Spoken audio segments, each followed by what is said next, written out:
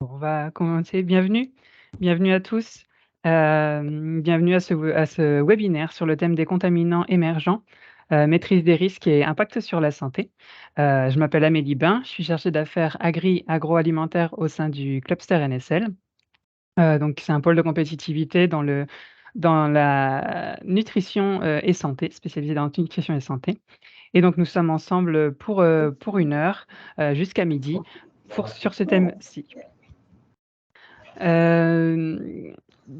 Juste, avant de commencer dans le vif du sujet, je voulais juste préciser que ce webinaire, il a été enregistré et que vous aurez accès au replay, que je pourrai vous envoyer par mail à la fin de ce webinaire, ainsi que les supports de présentation des 2 intervenants. Justement, en termes de déroulé, comment ça va se passer? Nous aurons une première partie sur, les nanoplastiques. C'est le docteur, Mathilde Baudy-Malafel, chercheuse à l'université de Lille, qui abordera ce sujet. Et dans un deuxième temps, nous aurons un retour d'expérience avec l'intervention de monsieur, Gatien Dussautois, directeur de la société Flancard, qui reviendra sur la crise ETO qui a débuté en 2020. Au niveau des questions-réponses, je vous laisserai, n'hésitez pas à les poser au fur et à mesure. Donc on a convenu ça avec les 2 intervenants, qui veulent vraiment ce webinaire comme un échange. Donc vous voyez normalement en haut, de votre écran, il y a la petite main «Levez la main». Donc c'est avec ce petit outil-là que vous pourrez prendre la parole et je vous distribuerai la parole. Mais n'hésitez pas vraiment au fur et à mesure des présentations des 2 intervenants à prendre la parole pour poser vos questions. Juste avant de commencer, je voulais faire, une petite introduction, notamment pour revenir sur, la définition, des contaminants émergents, en tout cas de la façon dont nous l'aborderons, aujourd'hui. Donc les contaminants émergents, on les considère que c'est une substance qui est connue et qu'on retrouve dans l'environnement, mais dans la dangerosité, pour l'homme ou l'environnement a été que récemment, mis en lumière et donc que récemment surveillé et n'a pas ou peu de réglementation associée. Vous allez me dire que l'ETO, il est déjà réglementé. Oui, en effet, mais on a choisi de le faire, intervenir, de le rentrer dans cette catégorie parce que finalement, il a été, redécouvert en 2020, lors de la crise, malgré la réglementation qui lui était déjà associée. Hem, Quelques catégories de contaminants émergents qu'on pourrait citer, il y a les pesticides, qui sont beaucoup utilisés, les produits pharmaceutiques, les produits cosmétiques, on peut faire rentrer également dans cette catégorie les antibiotiques ou les produits, hormonaux qui vont donc on connaît de plus en plus, hein, l'impact sur l'environnement, mais qui sont encore trop peu réglementés. Et bien sûr, puisque c'est ça, on en va en parler aujourd'hui, les micros et les nanoparticules dont font partie les microplastiques et les microfibres. Pourquoi on a décidé d'en parler, aujourd'hui pendant 1 heure? Tout simplement parce qu'il y a de plus en plus de recherches sur ces sujets, à la fois pour, déterminer, la source de ces contaminants, leur transport dans l'environnement, également pour fixer et standardiser les méthodes d'analyse et bien sûr de plus en plus de recherches pour, déterminer la toxicité pour l'homme et les risques pour l'environnement. Toutes ces recherches, elles vont avoir un impact, sur la réglementation, à la fois pour déterminer de nouveaux seuils et/ou les interdire complètement. Donc c'était pour ça que nous paraissait important de faire cette veille aujourd'hui pour, permettre d'anticiper, les nouvelles réglementations, qui poussent bien sûr à innover pour trouver des alternatives, qui seraient moins polluantes et moins risquées, pour la santé. Et puis, un retour d'expérience, enfin voilà, il nous semblait important également de traiter cette problématique avec, un retour d'expérience qui vous permettra de voir comment, gérer ces risques et également jusqu'à la gestion de crise. Et donc, dès tout de suite, je vais laisser la parole, à madame, au docteur Mathilde Baudy-Malapelle que je laisse la main pour le partage de votre support et nous pourrons partir dans le vif du sujet. C'est à vous.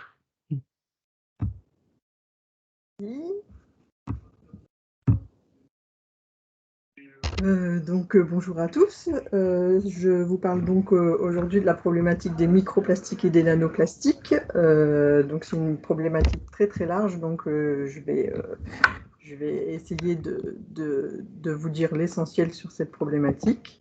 Je commence par bien sûr définir les plastiques qui sont à l'origine des micros et des nanoplastiques. Un plastique, c'est toujours un polymère, donc soit du PE, du PP, du PET, du polystyrène, toujours additionner de nombreux additifs. Donc parmi les additifs, on a essentiellement des plastifiants et des retardateurs de flamme. Il y a de très nombreux additifs, ce qui induit qu'au cours de l'usage des plastiques, il y a de nombreux composés chimiques qui sont libérés par ces plastiques. Les plus connus sont par exemple les phtalates et les bisphénols A.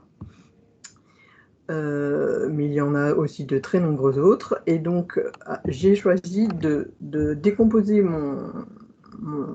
ma présentation aujourd'hui en 3 parties. Tout d'abord, les risques émergents spécifiques aux microplastiques et aux nanoplastiques. Ensuite, ceux qui sont dus aux additifs des plastiques en me focalisant uniquement sur le bisphénol A.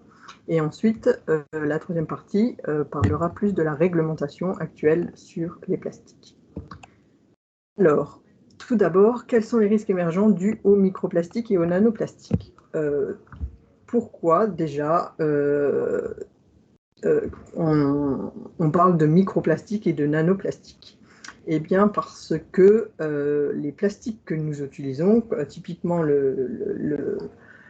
le sac plastique que vous voyez ici à gauche dans l'océan, ce sac plastique, il va être dégradé irrémédiablement dans l'environnement par le soleil, par les vagues, par action mécanique, et il va donner des plastiques de plus en plus petits. Quand les plastiques vont atteindre une taille inférieure à 5 mm, ce sera des microplastiques, et ils vont encore se dégrader encore plus pour atteindre une taille inférieure à 1 micromètre, et dans ce cas, on les qualifiera de nanoplastiques. Il y a une autre donnée importante sur le devenir des plastiques, et que les plastiques à l'état de microplastiques ou nanoplastiques vont circuler dans l'environnement, continuer à se dégrader, mais ne jamais disparaître. Les microplastiques qui sont présents dans le sol vont aller dans les océans, les microplastiques des océans vont aller dans l'atmosphère, les microplastiques de l'atmosphère vont se redéposer sur le sol et dans les eaux. Donc ils vont circuler sur la Terre, mais sans jamais disparaître. Et donc, aujourd'hui, on a une très forte contamination de l'environnement par les microplastiques et les nanoplastiques. Cette contamination de l'ensemble de l'environnement aboutit à la présence de microplastiques dans toutes les eaux de la Terre, dans les lacs, dans les rivières, peu dans les eaux souterraines, puisque dans les eaux souterraines, le seuil de détection ici est à 0.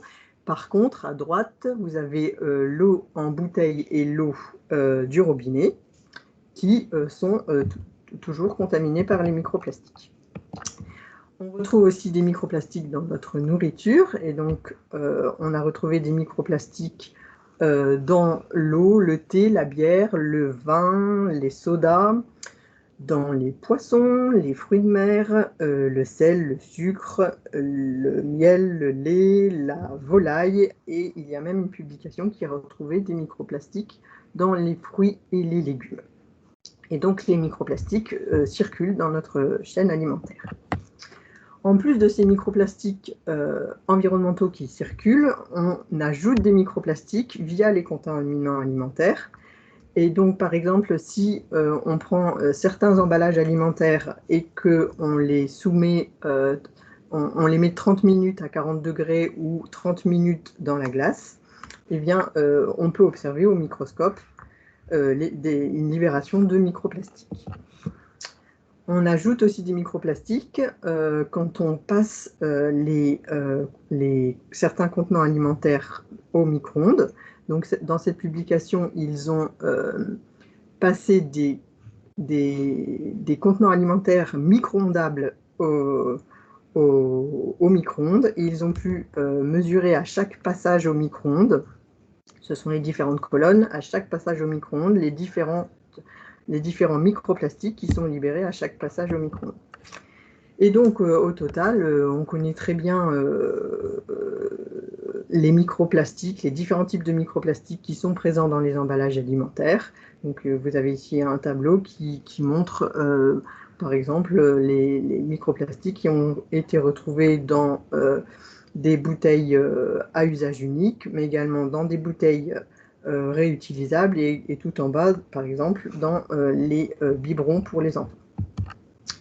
Bien sûr, cela aboutit à une ingestion de microplastiques par l'homme qui a été estimée.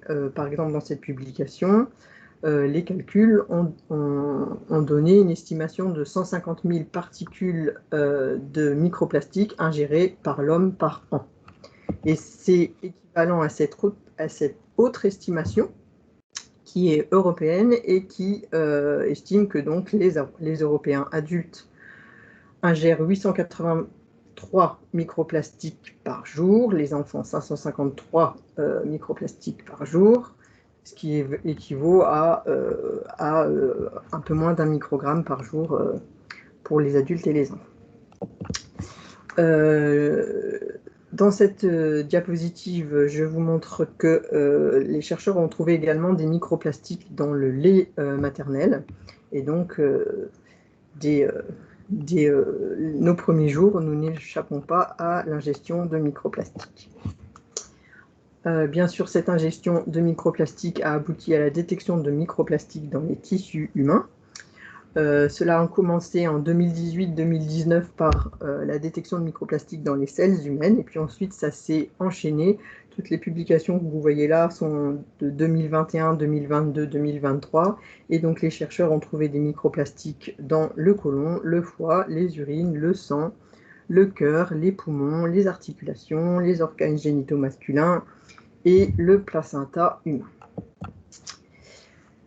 Bien sûr, puisque nous sommes en contact avec ces polluants, des chercheurs ont cherché à déterminer les impacts de cette ingestion de microplastiques, et pour cela, ils ont utilisé les rongeurs auxquels ils ont fait ingérer ces microplastiques. Et ce qui a été observé jusqu'ici, on va commencer à droite par l'appareil reproducteur. Donc un rongeur qui ingère des microplastiques va avoir des dommages au niveau de ses spermatozoïdes, de ses testicules, une diminution globale de sa fertilité. Pour la femelle, des dommages aux ovocytes, à l'utérus, au placenta. On remonte sur le système immunitaire. Donc l'injection de microplastiques provoque une dysbiose du microbiote intestinal et un défaut global de la réponse immunitaire. Au niveau de différents tissus, le côlon, le poumon, les reins, le foie, le cœur, on observe surtout des inflammations, des stress oxydants et des fibroses. Et au niveau cognitif, on a également des symptômes qui sont engendrés. Donc les rongeurs qui ingèrent des microplastiques ont une perte de mémoire, une diminution des capacités d'apprentissage. Ils dépriment, ils sont anxieux et ils ont des symptômes d'autisme et de Parkinson. Ensuite, quels sont maintenant les effets démontrés de l'ingestion de microplastiques, cette fois chez l'homme? Eh bien, aucun. Il n'y a strictement aucun effet toxique démontré de l'injection de microplastiques chez l'homme, mais ce n'est pas parce qu'on a prouvé qu'il n'y avait pas d'effet, c'est parce qu'on n'a pas actuellement les méthodes qui nous permettent de répondre à cette question. Je passe maintenant à l'état des lieux des risques émergents dus au bisphénol A. Alors, le bisphénol A, il a une configuration totalement différente. Pour lui, déjà, sa toxicité humaine est tout à fait reconnue, non seulement par les scientifiques, mais également par les autorités sanitaires. Et notamment l'EFSA, qui est l'Autorité européenne de sécurité des aliments, a publié un rapport en avril 2023, donc très récemment, où elle réaffirme les effets toxiques pour l'homme du bisphénol A, et notamment une immunotoxicité, une neurotoxicité développementale et une toxicité reproductive et développementale chez l'homme et chez la femme. Dans ce rapport de l'EFSA, il y a aussi une diminution des seuils de toxicité du BPA. En 2015, la TDI, qui est donc la tolérable daily intake, c'est-à-dire la dose pour laquelle on estime que la toxicité commence. Donc en dessous de cette dose, on estime que le polluant n'est pas toxique. À partir de cette dose, on estime que le polluant est toxique pour l'homme. Et donc cette dose en 2015 était de 4 microgrammes par kilogramme de poids corporel par jour. Et en 2023, elle a été abaissée à 0,2 nanogrammes par kilogramme de poids corporel par jour. Concrètement, c'est illustré par cette infographie que j'ai empruntée au Courrier international, qui vous montre que puisqu'une boîte de thon contient 3,7 microgrammes de bisphénol A, en 2015, si un homme mangeait 75 boîtes de thon, il n'atteignait toujours pas le seuil de toxicité du bisphénol A, mais avec la nouvelle norme, en mangeant une seule boîte de thon, un homme de 70 kg ingère déjà 264 fois trop de bisphénol A par rapport au seuil de toxicité. Donc vous voyez que la dose a été vraiment a baissé très très fort, la dose de toxicité. Et il y a un troisième message dans ce rapport de l'EFSA qui est relatif à l'exposition des Européens. Elle a quantifié l'exposition moyenne de chaque Européen par tranche d'âge. Donc c'est la colonne du milieu. Et ensuite, dans la colonne de droite, elle a reporté cette exposition moyenne par rapport à la nouvelle dose tolérable, la nouvelle TDI. Et donc vous voyez, par exemple, en gras, vous avez 4285. Cela signifie que chez certains enfants, chez certains enfants européens âgés entre 6 et 3 ans, ils ingèrent 4285 fois trop de bisphénol A par rapport à la dose tolérée. Et en moyenne, donc ça c'est pour les plus exposés, et en moyenne, c'est le chiffre du dessus, c'est 1875 fois trop en moyenne de bisphénol A ingéré par les enfants européens. Et donc, ce rapport de l'EFSA conclut que l'exposition au BPA est bien supérieure à la dose, à la TDI, à la dose acceptable, et que cela représente un problème de santé pour tous les groupes d'âge au niveau européen. Voilà la situation pour le bisphénol A, et je n'ai pas connaissance, suite à ce rapport d'avril 2023, de nouvelles réglementations par rapport au bisphénol A. Alors, bien sûr, pour les réglementations, je sors un petit peu de mes champs de compétences, mais je suis allée chercher pour aujourd'hui un petit peu l'ensemble des réglementations qui ont été mises en place, et j'ai commencé par la France. Et donc en France, on a eu une série de mesures d'interdiction qui ont commencé en 2020 par l'interdiction des cotons-tiges, par exemple, les cotons-tiges en plastique. En 2021, toute une salve d'interdictions, dont notamment les couverts, les assiettes jetables, les pailles, voilà, les tiges de ballon de baudruche, toute une série d'interdictions. En 2022, la France a interdit l'emballage plastique lors de l'exposition de publications, presse et publicité, les emballages plastiques non biodégradables pour les sachets de thé et de tisane, les jouets en plastique proposés gratuitement aux enfants dans le cadre de menus de restauration, et également le collage direct d'étiquettes non biodégradables et non compostables sur les fruits et légumes. On a continué en 2022-2023. La France a interdit les emballages sur les fruits et légumes, avec une exclusion de 29 produits exclus de cette règle. Donc les pommes, par exemple, on a les pommes de terre primaires qui sont exclues. Donc toutes les pommes de terre qui ne sont pas primeurs, que vous trouvez dans le commerce, normalement, ne devraient pas avoir d'emballage si cette réglementation était respectée. En 2023, on a interdit la vaisselle jetable dans les commerces de restauration qui accueillaient au moins 20 convives. Et il est aussi noté dans les projets du gouvernement actuel qu'en 2025, il interdira certains emballages tyréniques et qu'entre 2025 et 2028, il interdira les contenants alimentaires de cuisson, de réchauffage et de services en plastique. Donc, plus globalement, le gouvernement actuel a une stratégie de réduction des plastiques, une stratégie en 3 R pour réduction, réemploi, recyclage. Et ce qui est important sur cette diapositive, c'est l'échéance qui est donnée par le gouvernement. Donc vous voyez que pour la réduction et le réemploi, la généralisation intervient à partir de 2030 et donc avant 2030, on est plutôt en phase de réflexion, d'innovation, de test. Et par contre, au niveau du recyclage, on est en accélération dès 2025 et en maturation dès 2025-2030, donc apparemment un timing un peu plus précoce pour la généralisation des mesures de recyclage.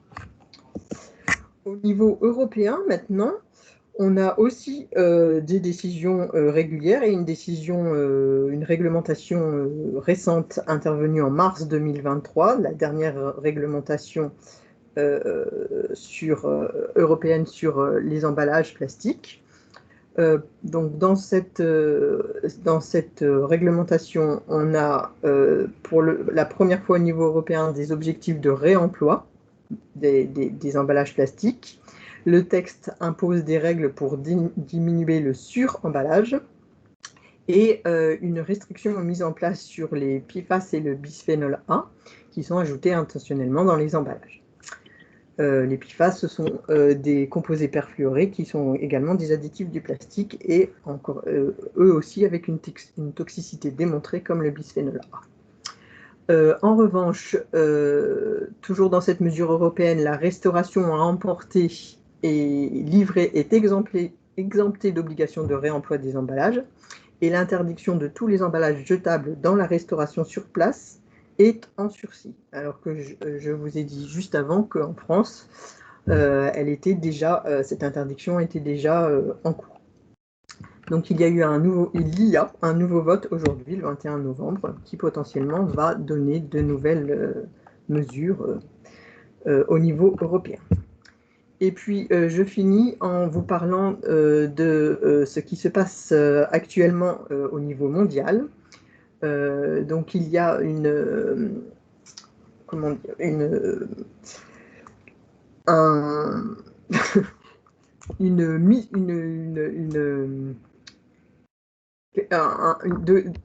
série de réunions mondiales qui sont organisées par l'ONU et qui a pour but que l'ensemble des pays du monde entier se mettent d'accord ensemble sur un accord qui les limiterait eux-mêmes sur l'utilisation des plastiques. Et donc, en 2022, ils se sont mis d'accord sur le fait qu'ils allaient se limiter et ils se donnent jusque 2025 pour trouver un accord qui convienne à l'ensemble des pays du monde. Et donc, il y a eu la semaine dernière la 3e réunion des membres de l'ONU qui s'est déroulée au Kenya et donc dont on a quand même plutôt entendu parler dans les médias. Et donc cette réunion a eu lieu la semaine dernière. Pour l'instant, il n'y a pas d'accord, mais bon voilà, le processus est en cours. Alors bien sûr, moi je ne peux pas vous dire quels vont être les accords qui vont être pris quand chacun se sera mis d'accord en 2025, mais je vous ai trouvé quand même ce guide pratique qui est publié par l'ONU, et donc l'ONU va, dans ses négociations, va se battre pour certaines mesures que je vous ai résumées dans la diapositive suivante. Donc l'ONU voudrait réduire les déchets plastiques, éliminer les plastiques à usage unique et réduire les plastiques tout au long des chaînes de production. L'ONU veut aussi améliorer les plastiques en les rendant plus réutilisables et plus recyclables. Elle souhaite que nous inventions des solutions rentables à la pollution plastique. L'ONU souhaite mieux utiliser les plastiques en inventant des modèles commerciaux en boucle fermée et potentiellement aussi en utilisant les plastiques en tant que ressources utiles. Et l'ONU veut s'assurer que certains plastiques, comme les polyesters de vêtements, soient recyclés. Voilà, en résumé, les combats de l'ONU. Et donc, j'en arrive au terme de ma présentation. Donc, en conclusion, l'usage intensif des plastiques a conduit à une contamination globale et croissante par les microplastiques et les nanoplastiques. Il faudra en fait de nombreuses années pour que la preuve scientifique de la toxicité des microplastiques soit apportée. En parallèle, nous continuons à gérer quotidiennement certains contaminants issus des plastiques et reconnus comme toxiques pour l'homme, comme le bisphénol A. Et face à cela, de manière générale, la tendance est aux réglementations plus contraignantes pour réduire la contamination plastique. Je vous remercie pour votre attention. Merci beaucoup, Mathilde. On va prendre un temps de questions. Je ne sais pas si vous en avez. N'hésitez pas à lever la main, en tout cas. Moi, j'en avais une, en tout cas, notamment sur le bisphénol A. On a vu que la réglementation, finalement, elle avait évolué. Est-ce que ça veut dire que les recherches, malgré l'établissement de seuil, les recherches n'ont jamais cessé? Ou est-ce que c'est une crise qui fait que les recherches reprennent? Ou comment ça se passe? Les recherches continuent. Continue toujours? Toujours. Oui, oui. Et il y a le temps de la recherche, ensuite le temps des autorités sanitaires comme l'ANSES ou l'EFSA, et ensuite il y a le temps de la réglementation. D'accord. Et en fait, là, sur le bisphénol, bien sûr, il y a déjà des réglementations sur le bisphénol A, mais par rapport aux dernières conclusions de l'EFSA, les réglementations n'ont pas encore été mises en place, en fait. D'accord. Et le temps de la recherche, il est encore bien avant. Oui, tout à fait. Quand c'est possible, parce que pour les additifs, c'est possible. Pour les microplastiques, les chercheurs sont encore plus embêtés, puisqu'on a un problème méthodologique qui fait que on est incapable à l'heure actuelle de faire une étude épidémiologique pour apporter un lien de corrélation entre l'exposition aux microplastiques et une pathologie chez l'homme. On est incapable de le faire, donc non seulement le temps de la recherche est long, mais encore en plus il y a des problèmes méthodologiques, c'est encore plus long. Voilà. Et comment ça se passe du coup pour avancer là-dessus, pour l'homme en tout cas? Il y a bien des débuts de choses, il y a des recherches de recherche. Oui, alors on fait des recherches chez le rongeur, mais qui n'auront jamais. Ouais. On fait des recherches aussi in vitro sur des cellules humaines, mais je ne pense pas que ça ait jamais suffi pour que les autorités sanitaires reconnaissent une toxicité, en fait. Oui. Il faut toujours un ensemble de données très, très concordant, voilà, très bien répété pour que les autorités sanitaires reconnaissent la toxicité d'un polluant. Bon, large sujet. Voilà. Et dernière question, en tout cas pour ma part, mais n'hésitez pas, hein, vous faites des recherches donc spécifiques sur les nanoplastiques? Quels sont les sujets de vos recherches, si c'est pas Ah oui, non, c'est pas du tout confidentiel. Donc moi, je fais à la fois des recherches chez le rongeur et in vitro dans des organoïdes. Donc en fait, ce sont des tissus humains qui poussent in vitro voilà, dans des boîtes de culture. Et donc je les expose. Pour les souris, c'est plutôt à des microplastiques. Et pour les cellules, c'est plutôt à des nanoplastiques. Et ensuite, je regarde voilà, selon les doses, quels sont les effets observés. Avec souvent un focus sur l'inflammation et le stress oxydant et la fibrose qui sont généralement observés suite à l'exposition aux microplastiques et aux nanoplastiques. D'accord. Oui, si, bonjour. Bonjour. Bonjour Mathilde, merci pour ta présentation qui a montré tout l'enjeu et aussi est allé jusqu'à la réglementation. C'est un peu une question qui était amorcée par Amélie, mais là, en fait, le problème d'aller savoir s'il y a des effets chez l'homme, comme il y a des publics qui ont montré qu'il y avait les toxiques chez l'homme, les microplastiques, je veux dire, présents dans les tissus à certaines doses, est-ce que via tes études, finalement, tu as vraiment besoin de l'enquête épidémio ou en ayant à la fois l'in vivo qui te montre des effets, tu vas vérifier aux doses présentes qu'en vitro, peut-être à quelque chose avec les organoïdes. Est-ce qu'on a vraiment besoin de l'épidémio et est-ce qu'on peut avancer quand même sans ça? Après, peut-être qu'il y aura, on va dire, une nouvelle façon de penser pour les autorités sanitaires, mais là, en plus, les études chez l'homme, c'est toujours sur 10 patients. Donc, les méthodes pour détecter les microplastiques sont assez peu développées pour l'instant. Et donc, toutes les études que j'ai montrées chez l'homme, c'est sur quelques patients, alors qu'une étude épidémiologique sur le bisphénol A, c'est sur 500 patients. On a des grosses cohortes où on est capable de mesurer les plastifiants et en parallèle, on mesure les effets pathologiques. Et c'est sur ces grosses cohortes qu'on peut mettre en évidence un surrisque qui souvent est quand même faible. Il faut bien le dire que, heureusement pour nous, le surrisque de développer un cancer, le surrisque d'avoir une fausse couche ou ce genre de choses, ce surrisque, il nécessite un grand nombre de patients pour être statistiquement mis en évidence.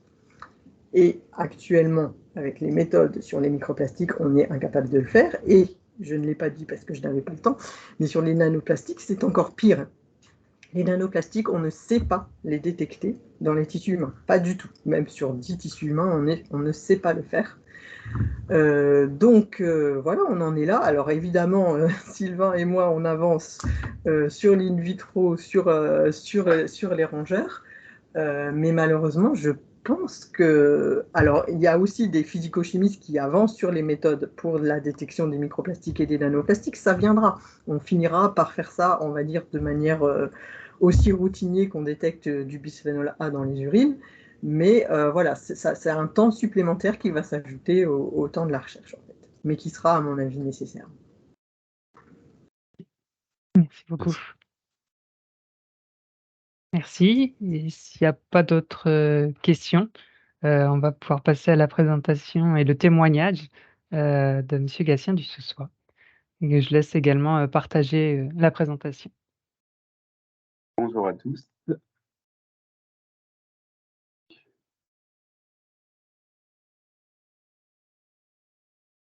Donc, je vais vous faire part de notre problématique sur l'ETO rencontrée en 2020 et dont on a beaucoup parlé, certainement pour tous ceux qui sont au moins dans l'agroalimentaire ont dû en entendre parler. Je représente donc en fait la société Flancard. On est spécialiste de la graine pour l'industrie agroalimentaire, avec un grand secteur pour nous qui est le secteur de la meunerie, de la boulangerie et pâtisserie industrielle. Mais on touche également de la biscuiterie, des chocolatiers, des glaciers, les plats préparés, les traiteurs, les produits laitiers et aussi le domaine des ingrédients végétaux, puisqu'en fait on fait de la vente de graines comme du sésame, du lin, du millet, du tournesol, mais on transforme de plus en plus les graines. Donc on travaille toujours autour de la graine. On va faire donc du mélange de graines, on va faire des purées de graines, d'oléagineux, des farines spécifiques qui vont être utilisées comme ingrédients, comme substitut, par exemple au lait, aux œufs ou réduction. On fait de la caramélisation, Donc voilà, donc un gros travail autour de la graine. Et on va toucher des domaines de plus en plus spécifiques comme la parapharmacie, d'où l'exigence de la qualité de nos produits. Donc aujourd'hui, je vais donc vous parler de la crise ETO de 2020, où en Belgique, il y a eu une alerte qui a été lancée par la Belgique en septembre 2020 sur une détection d'oxyde d'éthylène donc une analyse réalisée sur du sésame en provenance d'Inde, où ils ont détecté plus de 186 ppm d'oxyde d'éthylène sur ces matières. Il faut savoir que l'ETO est interdite depuis 1994. C'est un agent cancérigène pour l'homme et que la dose maximale autorisée, c'est 0,05 ppm en conventionnel et 0,01 en bio. Donc, la valeur trouvée en 2020 sur cet importateur belge est extrêmement élevée. Mais l'oxyde d'éthylène est beaucoup utilisé dans l'industrie chimique, comme pour les pesticides, mais il est aussi utilisé dans l'alimentaire pour notamment désinfecter les produits, pour éviter la formation de moisissures et notamment lutter contre la salmonelle. Le sésame, à l'importation en Union européenne depuis 2014, était soumis à contrôle renforcé sur la salmonelle. Ce qui fait qu'il y a eu beaucoup à cette époque-là de containers refusés et pour éviter justement des refus, des exportateurs donc indiens ont traité leurs produits à l'oxyde d'éthylène pour lutter contre les moisissures et la salmonelle. Il faut savoir que l'ETO, donc l'oxyde d'éthylène, est autorisé au Canada et aux États-Unis, et que par contre, là, la dose maximale autorisée, c'est 7 ppm. Donc, on n'a pas du tout les mêmes interprétations entre l'Union européenne et l'Amérique sur l'utilisation de l'oxyde d'éthylène. Pour éviter d'avoir affaire à des problématiques comme l'ETO, mais c'est valable pour tous les contaminants, c'est valable pour aussi bien les pesticides, les microbio, etc.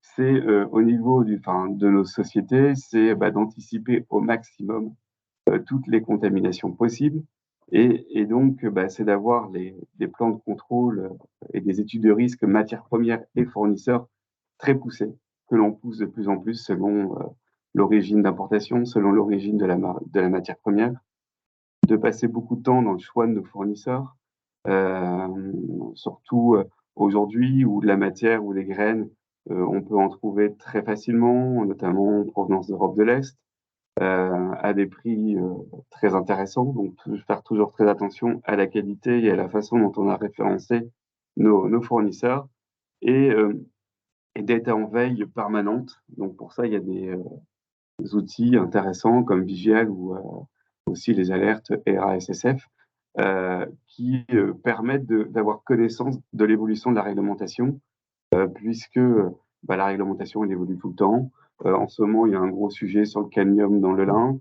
On va bientôt parler aussi d'un autre métal lourd sur les graines. Il y a des problématiques, bien sûr, de plus en plus sur les pesticides. De pesticides de plus en plus interdits pour notre santé. Mais dans les pays de production, on est beaucoup moins vigilant, donc faire extrêmement attention donc à l'origine de nos matières et au contrôle. Il y a aussi d'autres sujets là, qui sont en cours sur la morphine dans le pavot. Donc voilà, donc tous ces sujets, il faut pouvoir donc les contrôler et être en veille.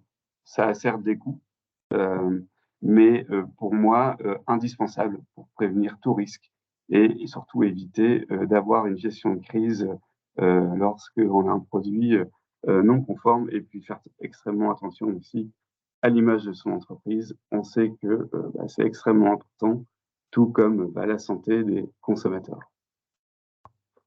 On a été touché, comme beaucoup d'importateurs, enfin comme l'intégralité des importateurs de sésame en provenance d'Inde. Et donc, en tant qu'importateur européen, on a eu des problématiques ETO en 2020. Mais on avait déjà connaissance de quelques cas de fournisseurs qui faisaient des traitements à l'ETO. Pour notre cas, depuis 2017, on a rejeté un fournisseur indien qui, pour lesquels on trouvait des taux d'ETO plus élevés que la norme. Et donc, on lui a posé la question, comment ça se fait qu'on trouve des traces d'oxyde d'éthylène dans le sésame. Pour lui, ça a été c'était une problématique pesticide. Les audits de terrain qu'on a fait n'ont pas pu permettre de démontrer qu'il y avait des chambres de fumigation, puisqu'en fait, quand on fait un traitement à l'oxyde d'éthylène, on met le produit dans une chambre et on envoie le gaz. Après, quand on fait un audit, on nous montre toujours ce que l'on veut. Donc ça, faut, voilà, encore une fois, être très vigilant. Et donc, en fait, devant ce manque de confiance, on a cessé toute collaboration et renforcé les contrôles ETO chez nos 2 fournisseurs historiques indiens, où on travaille depuis plus de 20 ans avec eux et pour lesquels on n'a jamais retrouvé d'oxyde d'éthylène dans leurs produits. Et puis, bien sûr, plan de contrôle qui a été renforcé, notamment sur l'oxyde d'éthylène. Et donc, il y a aussi un renforcement de nos procédures de contrôle depuis 2018, où avant l'importation depuis l'Inde, on faisait en fait une analyse pesticides, salmonelle et contrôle annuel en oxyde d'éthylène, pour éviter justement de pouvoir anticiper au maximum une contamination des produits en oxyde d'éthylène. Donc nous avons reçu en 2020 une alerte européenne indiquant qu'en Belgique, on a retrouvé de grosses valeurs d'oxyde d'éthylène sur du sésame en origine Inde. À notre niveau, on a tout de suite analysé l'ensemble de nos consommations, de nos stocks en sésame. On n'a pas été touché chez nos 2 fournisseurs historiques. Donc, ce qui représentait plus de 900 tonnes de sésame utilisées. Vous pouvez imaginer les conséquences que ça peut avoir si on avait eu 900 tonnes de sésame diluées sur le marché en termes de produits finis et en termes de retrait-rappel. On a eu un manque de vigilance sur du bio, où on n'avait pas poussé assez les analyses ETO, et en faisant l'ensemble des analyses, on a retrouvé de l'oxyde d'éthylène. Pas à des hauteurs aussi importantes que la Belgique, mais on était quand même arrivé à des hauteurs de 50 ppm. Et on a retrouvé aussi de l'oxyde d'éthylène sur du sésame qu'on avait acheté depuis les Pays-Bas. Donc là, c'est un défaut de l'importateur hollandais. Face à ça, on est obligé de faire face à ses responsabilités, d'avertir bien sûr les clients, la DDPP, la FNOR, puisqu'on est FSSC 22000, certifié chez eux. Donc, on déclenche en octobre 2020 les procédures de retrait-rappel sur les 3 lots impliqués sur l'oxyde d'éthylène. Le problème prend de l'ampleur parce que de plus en plus d'importateurs européens sont touchés en octobre 2020 par cette problématique ETO. Donc l'intégralité des clients achetant du sésame, qu'ils soient conformes ou non conformes, donc chez nous, nous appellent pour pouvoir être assurés sur les analyses que l'on a pu faire, leur garantir qu'il n'y a pas de présence d'oxyde d'éthylène. Et donc, pour gérer tout ça, et puis gérer aussi cette grosse non-conformité, on ouvre une cellule de crise en interne, entre donc la direction, le service qualité et notre assureur. Et puis aussi, on met en place une grosse communication de crise, parce que il faut pouvoir communiquer avec nos fournisseurs. Bon, ça c'est assez facile. qu'il faut pouvoir aller chercher les informations de traçabilité et sur les méthodes de traitement à l'oxydéthylène en Inde. Mais il faut aussi communiquer avec les clients,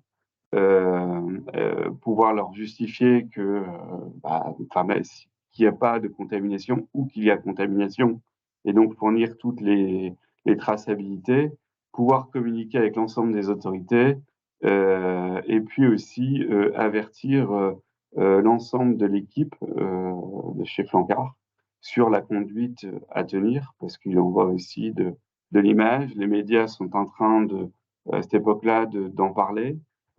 Et donc, voilà, il y a une façon donc, de gérer cette crise, et donc cette cellule de crise a permis de prendre en main l'ensemble de cette problématique. Et donc aussi, il y a aussi l'importance aussi donc tout à l'heure j'expliquais d'anticiper, d'avoir les meilleurs plans de contrôle possibles, mais des fois ça passe à la trappe, et aussi d'être bien assuré. Donc certes, il y a la RC, mais il y a aussi des assurances contamination. Faire très attention aux garanties sur lesquelles on souscrit, et puis être sûr qu'on puisse être accompagné, surtout qu'une société comme la taille de Flancard, qui fait 20 millions de chiffre d'affaires, on n'a pas les énormes services pour ce genre de choses, et donc voilà, il faut pouvoir être aidé, appuyé, accompagné. L'assurance peut proposer des services dans ce sens-là. En novembre 2020, on a aussi un client qui nous fait une réclamation parce qu'il aurait détecté de l'oxyde d'éthylène dans du sésame toasté. Alors que c'est un produit qui a été produit à partir d'un de nos fournisseurs historiques pour lequel on n'a jamais trouvé d'oxyde d'éthylène. Et on a eu à faire du coup de nombreuses contre-analyses pendant 6 mois. Ça a été un dossier. Et il s'avère que sur ce lot-là, il y a eu plus d'une vingtaine d'analyses réalisées et une seule qui a été en fait positive, l'intégralité négative. Mais la DDPP ne prenait aucun risque. Et s'il y avait une seule analyse positive, même un faux positif, même une erreur, et c'est l'ensemble du lot qui devait être retiré du marché. Donc voilà, donc aussi des choses assez complexes à gérer, et puis aussi des audits inopinés des DPP, des GCRF, qui, puisqu'on a un importateur assez important sur la graine de sésame, qui sont venus nous auditer, et qui ont eu accès aux laboratoires avec lesquels on travaille, et qui ont eu l'ensemble des analyses qu'on a pu effectuer par le passé, et demander toute une série d'explications, de traçabilité, pouvoir démontrer en fait comment on avait pu en mettre en place notre plan de contrôle, et surtout comment éviter à l'avenir ce type de problème. La collaboration avec ces services, elle est donc indispensable. Pas forcément le choix, il faut collaborer avec eux. Pendant 6 mois, les importations de sésame, donc entre décembre 2020 et mai 2021, ont été interdites par l'Union européenne. Donc, pas de produits à disposition. Les clients, où il devenait très difficile de pouvoir les approvisionner, de respecter nos contrats. Donc, il a fallu en toute urgence aller référencer de nouveaux fournisseurs en Amérique du Sud, en Afrique. Mais voilà, avec toute la prise de risque et de plan de contrôle qu'il a fallu aussi mettre sur le TO, sur la microbio, sur les pesticides. Parce qu'aujourd'hui, comme de moins en moins de personnes ne peuvent plus traiter à l'ETO pour le marché européen, il y a de plus en plus de cas et d'alertes de salmonelle sur le sésame.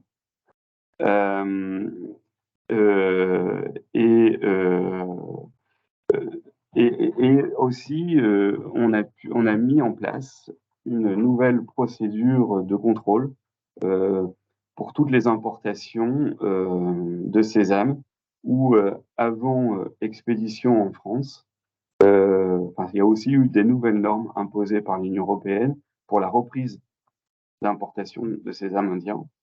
La première étape, c'est faire analyser le lot avant expédition, donc en Inde, dans un laboratoire indien accrédité par l'Union européenne.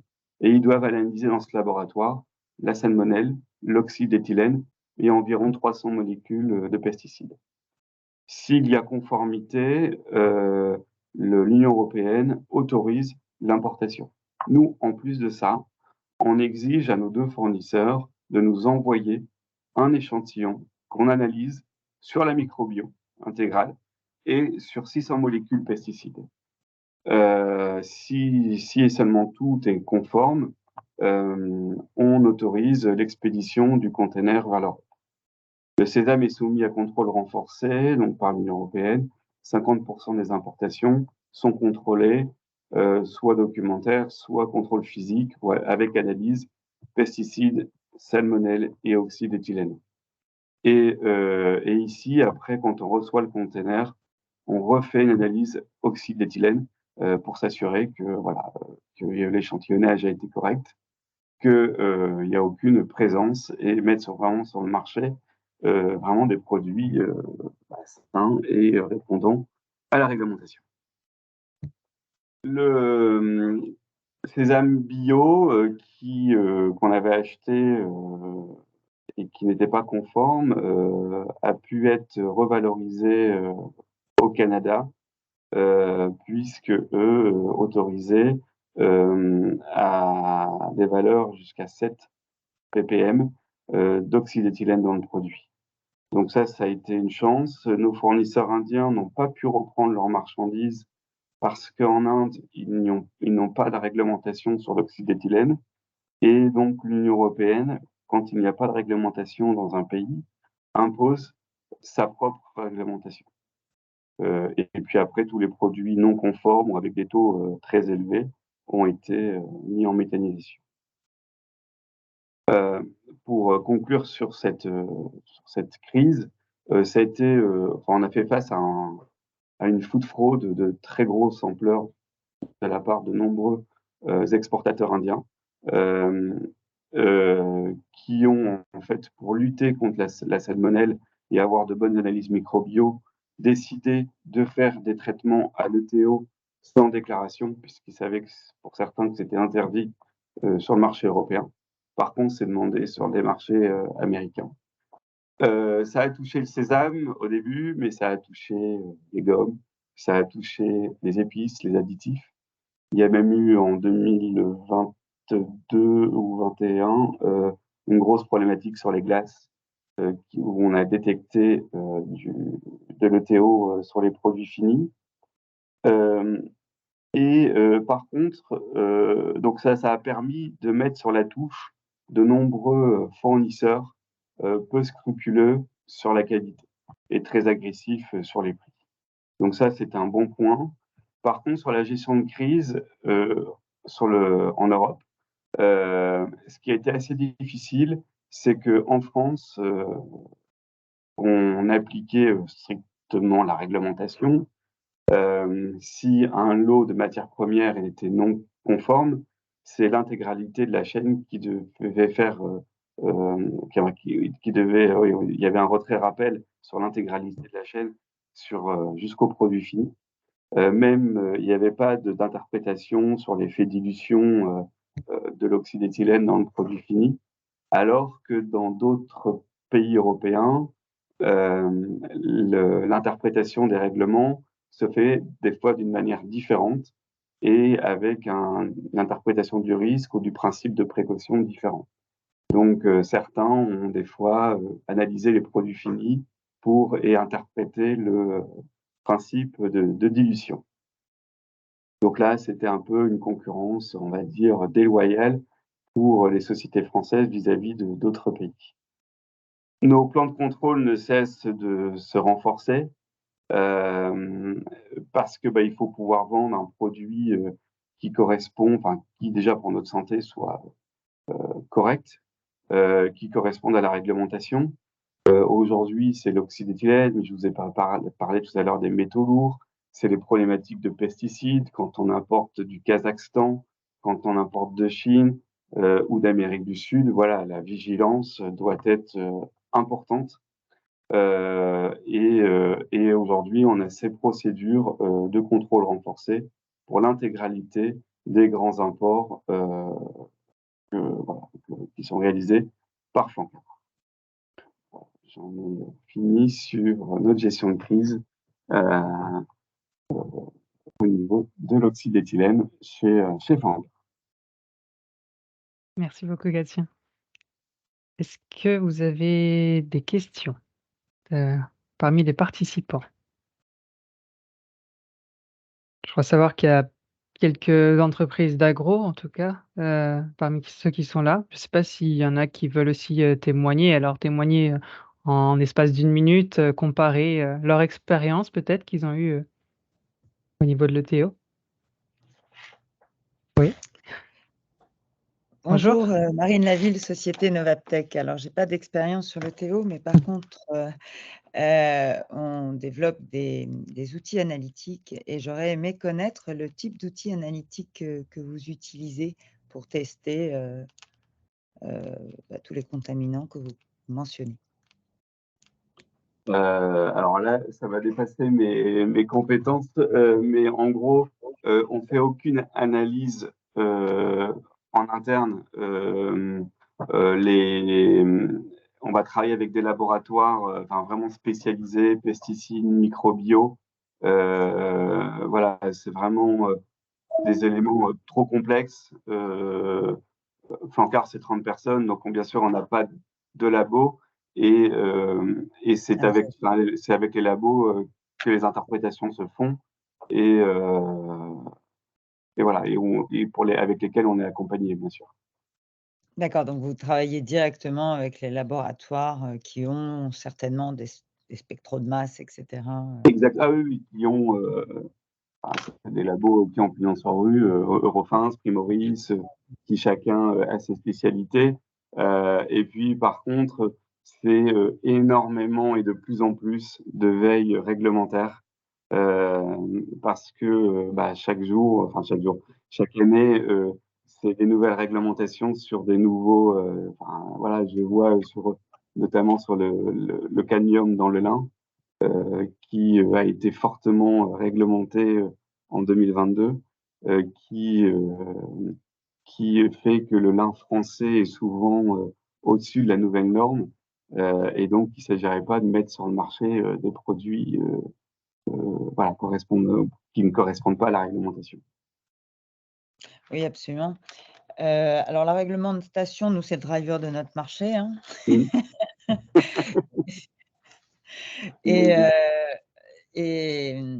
En revanche, on n'a pas de produit sur le marché encore. C'est une technologie émergente qui n'est pas encore sortie. En revanche, est-ce qu'il y aurait une utilité pour vous à développer des outils qui soient en temps réel terrain dans le cadre de vos activités? Oui, par exemple, plus on anticipe, mieux c'est, et il le faut. Oui, il faut souvent, je le vois pour des problématiques peut-être plus allergènes, où on analyse le produit fini parce qu'on n'a pas le temps, un peu comme on sous-traite tout, ça prend du temps.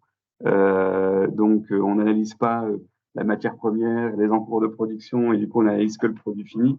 Et quand on en arrête là, souvent, c'est trop tard. Et ce qu'il faut, c'est pouvoir aller analyser directement à la source. Donc, oui, plus on analyse en amont, mieux c'est dans la prévention. Et économiquement aussi, et Bien au sûr. niveau de l'image. Voilà, exactement. Okay. Très bien, merci de vos réponses. Merci. Je vois qu'il est midi, mais n'hésitez pas, quand on a dépassé un tout petit peu le début du webinaire. Je vous laisse encore poser. Je ne sais pas s'il y a encore une ou deux questions. Ça a l'air d'aller. Moi, je me permettais de faire une petite digression par rapport à l'intervention de Mathilde et revenir par rapport aux emballages, juste pour vous informer qu'il y a des aides au niveau notamment au niveau de l'Adn, pour vous accompagner si vous avez des ambitions de trouver des solutions pour diminuer les emballages plastiques et faire des études, expérimentations sur les emballages, le réemploi des contenants. N'hésitez pas à nous contacter, on pourra vous orienter vers les bonnes aides puisqu'il y a pas mal de choses qui se font, puisque c'est une politique, comme Mathilde a pu le dire, européenne, il y a des choses qui se font, donc il y a des aides qui accompagnent ces politiques-là.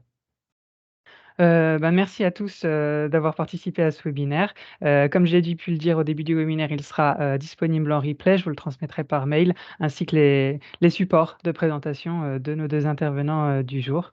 Et encore merci à tous les deux, Gatien et Mathilde, d'avoir pris le temps et de partager votre expérience pour ce webinaire. Merci.